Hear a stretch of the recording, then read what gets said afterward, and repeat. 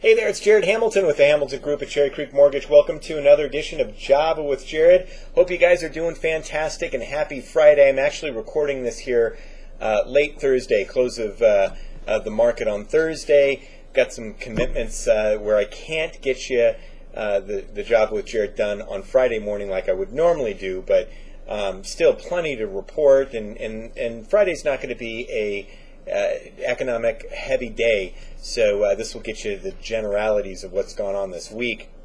Boy, in terms of Colorado weather, we started the week here all bright and sunshiny, and then wake up this morning and it's just like winter, so it just kind of turns on a dime. Well, the same thing's happening in the financial markets here.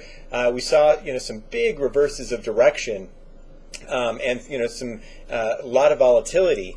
And I'll let you know what happened this week. Bottom line is rates finished better than where they ended last week. We did see some economic data that came in on the housing front. We did see, first of all, the National Association of Home Builders had their builder sentiment index come out, and that showed an increase of about 2 points, so that's just some positive movement. We did see housing starts and building permits. Those both came in actually lower by about 2.5% than the previous month. But if we dig into these numbers here, the primary reason for those numbers coming in lower was not because single-family homes showed any decrease. In fact, those showed an increase. It was all on the multifamily side. So single-family homes are still looking pretty darn good.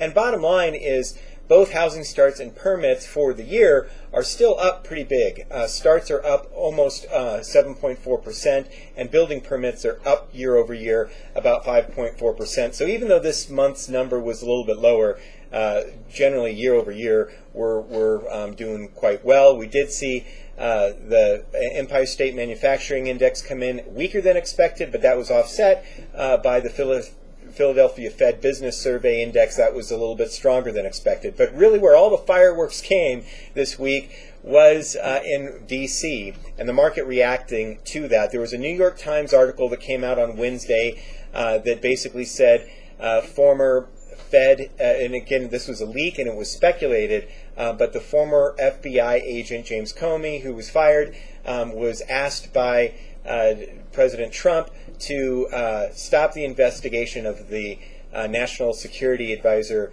and that actually caused the stock market to just take it in the chin. It was down almost 300 points on Wednesday. There was a big flight to quality, and mortgage-backed securities, the prices went up, yields went down. So we're finishing the week actually amongst levels that we haven't really almost seen since November of 2016, just after the election. So we had a real good movement here. Now we lost some ground today. Things are beginning to calm down a little bit, so this didn't continue. But we did break through some support levels or some resistance levels on Wednesday. So bottom line is interest rates are doing pretty good. And the reason that happened is because, again, when Donald Trump was elected, it was thought that because there was going to be a Republican-controlled House and Senate, and also the presidency, that would make the likelihood of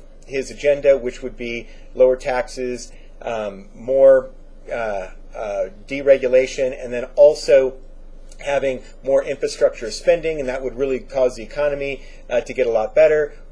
Good economy leads to inflation typically. That causes interest rates to get a little bit worse.